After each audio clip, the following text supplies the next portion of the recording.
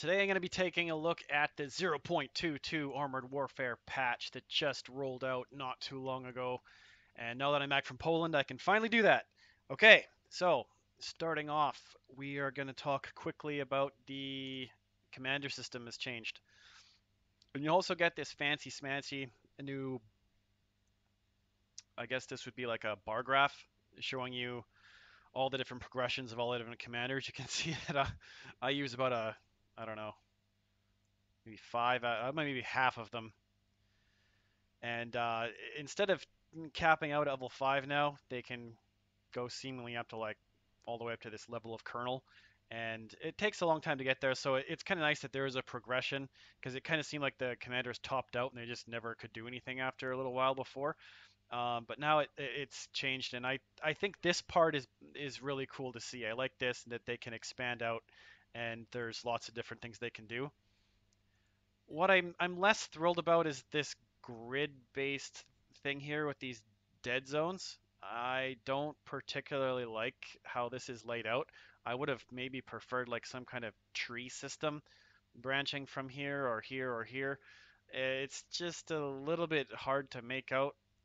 Like when you reset yourself, you'll get stuff that has a checkered outline and stuff that has a solid outline, and it's a little bit hard to make out what you're doing.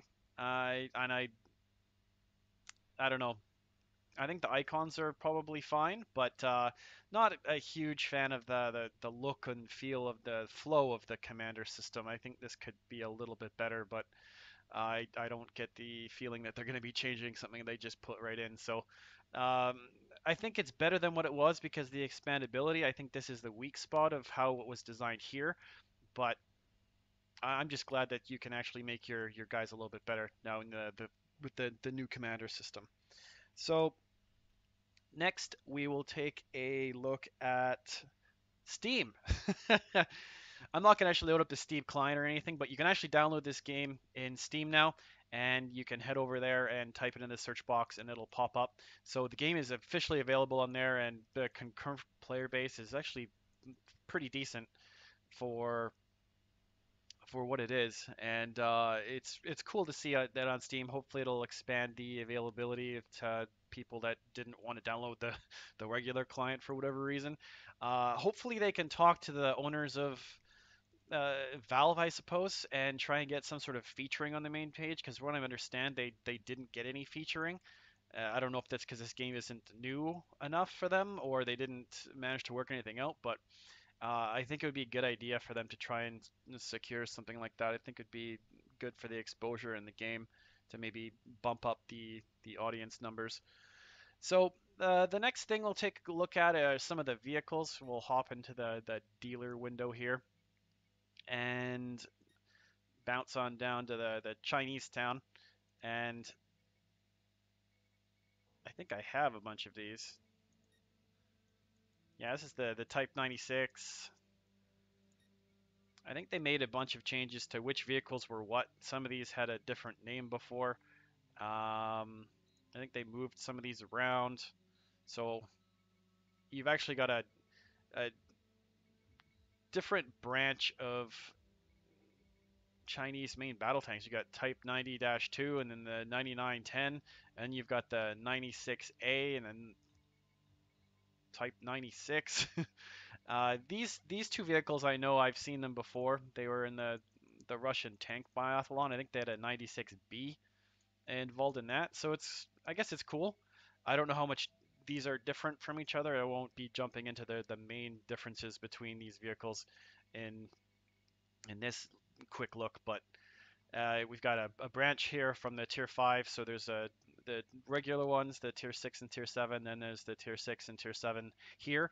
But then we've also got an expanded look at the Type 99A and the Type 99A2. And we'll just pop those up in a preview so you can see those real quick. So you can see they're a little bit more plastered up with ERA and armor kits on them. And this one is just a more expanded version of that. It looks kind of cool. I still think the Type 99 and the 96A or B are kind of my favorites as far as like looks go and stuff. Like I think this thing looks pretty cool, looks pretty sharp, and they're pretty fun vehicles to drive around, and they look nice because they're some of the newer vehicles that are in the game. And I will next jump on to some other neat vehicles that they've added into the game. And for those players that like artillery, there happen to be a couple new Chinese additions to the PvE artillery that is in this game. I don't personally play artillery because I don't like the gameplay, but the these are available here, and this other one is available here. Take a quick look at it. Neat looking vehicles. And the other vehicles that were brought in were smaller ones. I think they were what this was one of them. These big cannon things on the roof.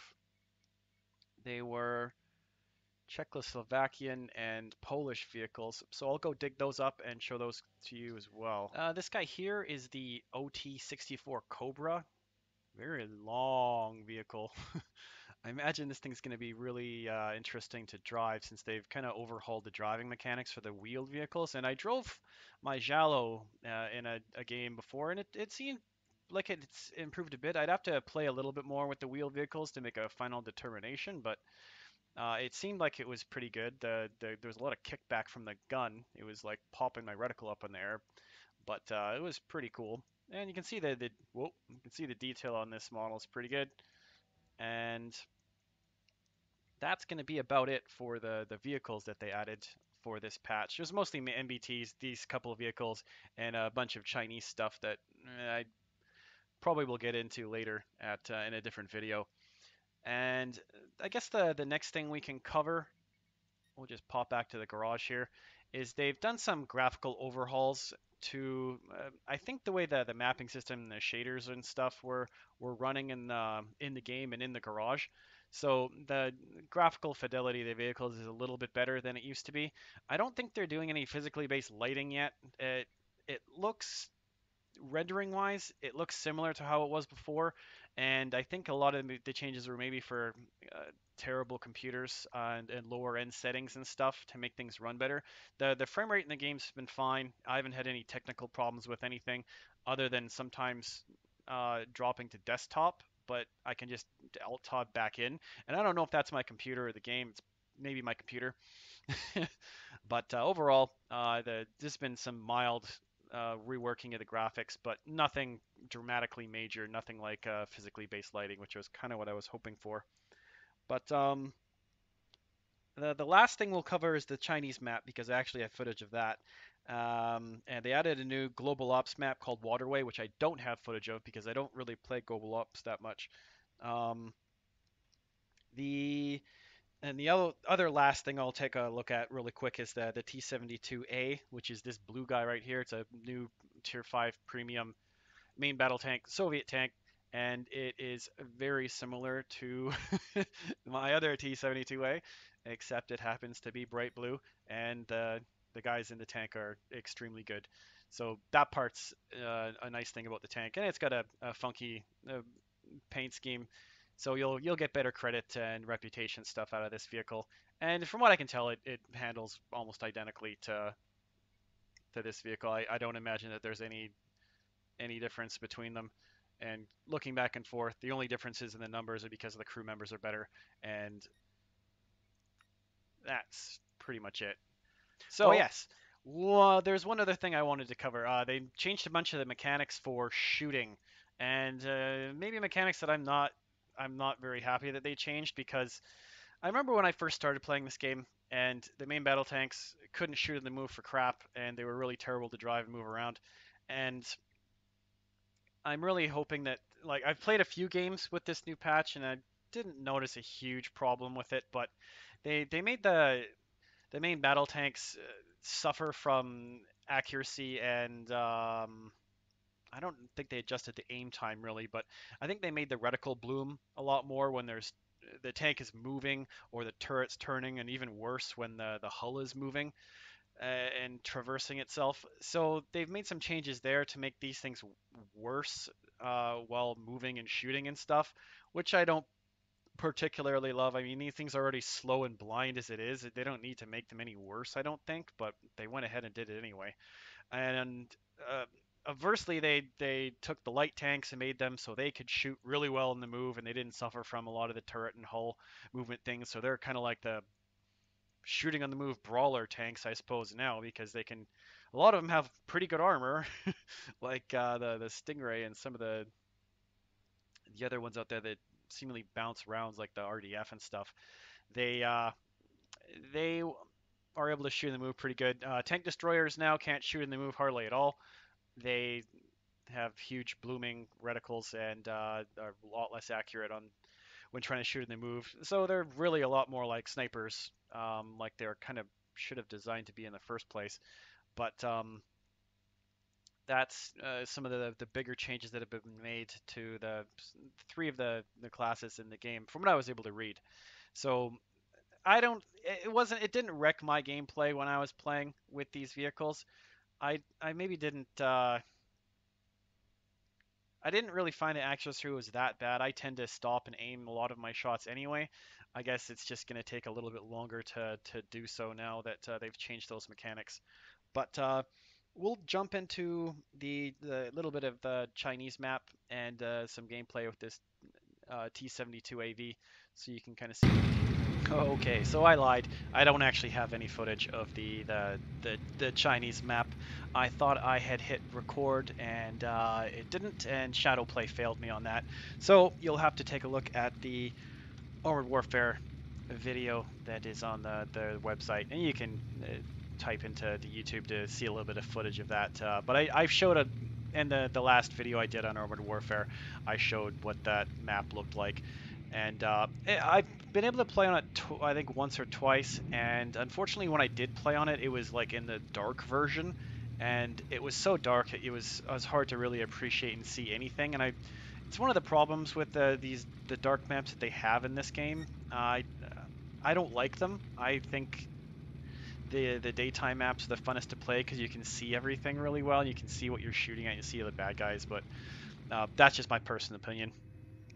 So this is the T72A, and it's just a small skirmish game, a 4-on-4, and it looks like I'm gonna be doing all the scouting because our BMD wanted to sit in behind us here, and so I'm just sitting here looking around, and BMD like, I'll just let you do it.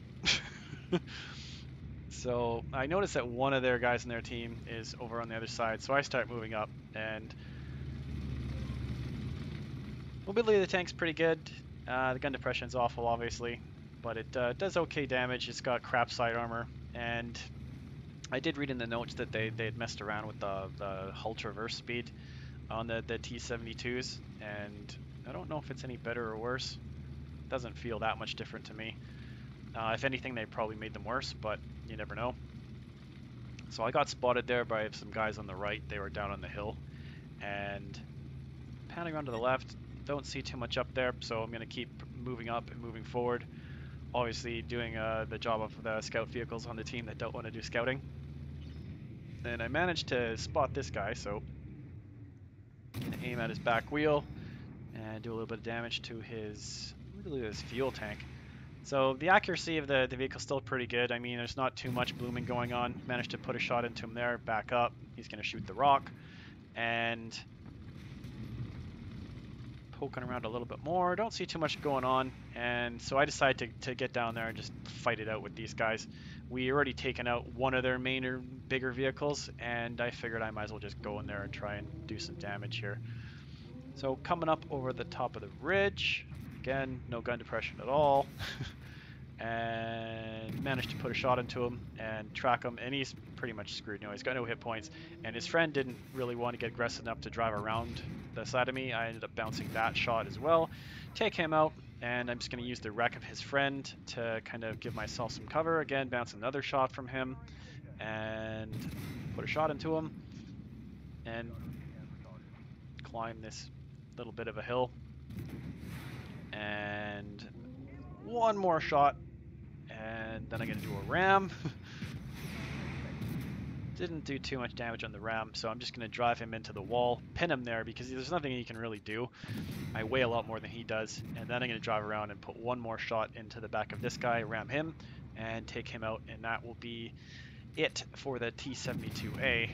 Managed to be a pretty good game. Ended up doing over 4,000 damage, and this is kind of the. I don't mind these smaller games. I prefer if it was maybe more 10 to 15 on 15, but it the skirmish games are still pretty fun.